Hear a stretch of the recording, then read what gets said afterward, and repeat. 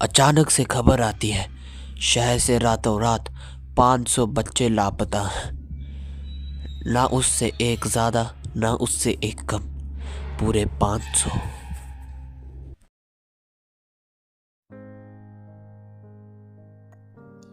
ये बात है 1980 की।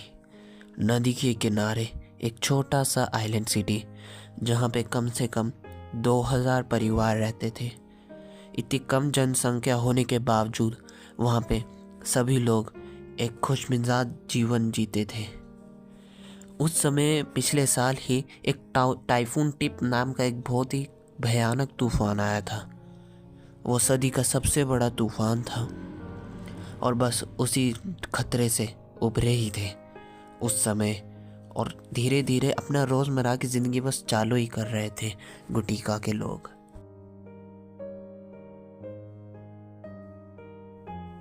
वैसे तो गुटिका आइलैंड एक छोटा सा आइलैंड है, जहाँ पे ना तो टूरिज़्म ज़्यादा अच्छा है, ना कि उनके मॉन्यूमेंट्स।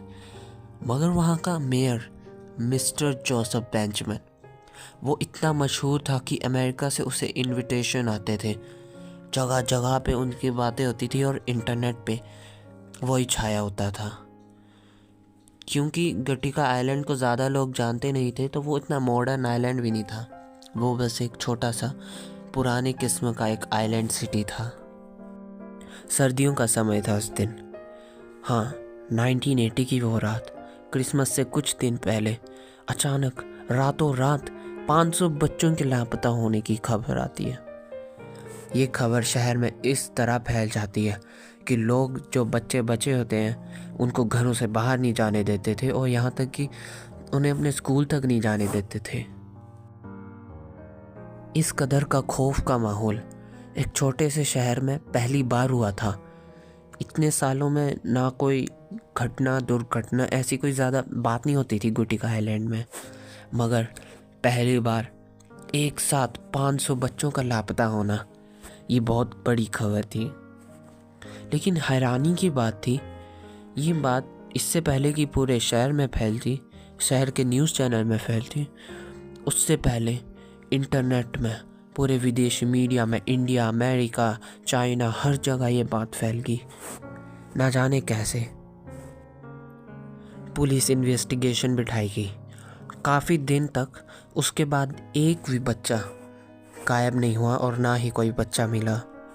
वो बच्चे मानो इस दुनिया से ही लापता हो गए। क्योंकि आइलैंड था तो वो चारों तरफ से नदी के किनारे से ढका हुआ था। वहाँ से सिर्फ क्रूज शिप या एरोप्लेन ही जा सकते थे। लेकिन इस खबर को सुनते ही वहाँ पे एरोप्लेन और क्रूज शिप सबका आना जाना बंद हो गया। तो फिर अचानक कैसे वहाँ पे सब कुछ बंद हो गया। इतना सब कुछ हो जाने के बाद भी मेयर जोसेफ बेंजामिन चुपचाप रहे। ना उनका कोई बयान है, बस उनकी तरफ से ये सलामती दी गई कि जिन जिन घरों से बच्चे गायब हुए हैं उन सबको 10-10 हज़ार रुपये का मुआवजा दिया जाएगा। मगर क्या ये 10,000 रुपये उनके गायब बच्चों का गम भुला सकता था? समय बीतता गया और सब कुछ वापस होने लगा, नॉर्मल होने लगा। काफ़ी आम सी ज़िंदगी, अब लोग मूव ऑन कर रहे थे अपने उस जो घटना हुई थी। पर तभी अचानक एक बहुत बड़ी खबर आती है। अचानक से उस आइलैंड के मेयर, जो कि ज़्यादा बोलते नहीं थे, वो ज़्यादा भाषण वगैरह पे बिलीव नहीं करते थे, अचानक से आते हैं और एक नई खबर देते हैं। चारों तरफ पोस्टर, पूरे इंटरनेट में वो बच जाता है कि क्या होने वाला है। मतलब पूरे दुनिया में ये बात फैल जाती है कि एक ऐसी बहुत बड़ी शॉकिंग न्यूज़ देने वाले हैं मिस्टर जोसेफ बेंजामिन।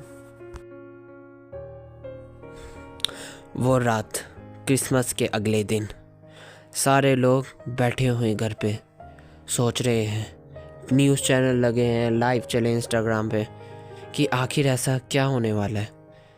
स्टेज पे मिस्टर जोसेफ बेंजामिन आते हैं, क्योंकि काफ़ी लोग तो पहली बार उनकी आवाज़ सुनने वाले थे।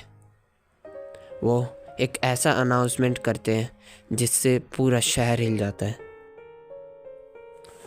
वो एक ऐसी खबर देते हैं जिसमें वो बताते हैं कि वो TX जूनियर नाम की किसी कंपनी के साथ मिल के कोलैबोरेट करके दुनिया का सबसे बड़ा थीम पार्क खोलने वाले हैं उस आइलैंड में।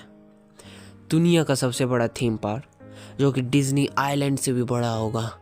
वो इतना बड़ा होगा कि आपको उस सभी पार्क, सभी राइड्स को लेने में, सभी जितने भी वहाँ पे स्टॉल्स लगे होंगे उन सबको यूज़ करने में कम से कम 1 हफ्ता लगेगा। इतना बड़ा। और इसकी लागत कम से कम $10 बिलियन थी। $10 बिलियन, $10 बिलियन फकिंग डॉलर्स। इसके बाद इतने आए कहाँ से उनके पास? और ये पूरी दुनिया हैरान, खास करके आइलैंड वालों, क्योंकि वो एक छोटा सा आइलैंड था जिसकी नॉमिनल GDP कम से कम कुछ गिने चुने करोड़ रुपए होंगी।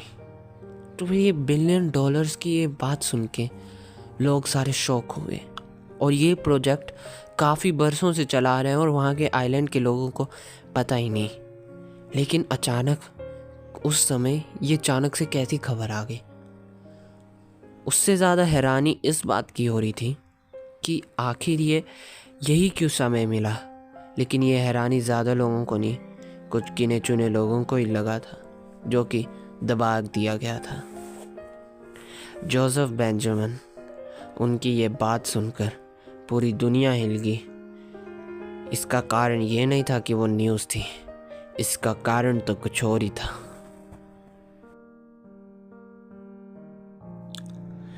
जैसे कि मैंने पहले भी बताया था कि जोसेफ बेंजामिन अक्सर खबरों में बना रहता था, उस शहर के नहीं बल्कि पूरी दुनिया के, क्योंकि ऐसा माना जाता है कि जोसेफ बेंजामिन एक बहुत ही टेढ़ा आदमी था।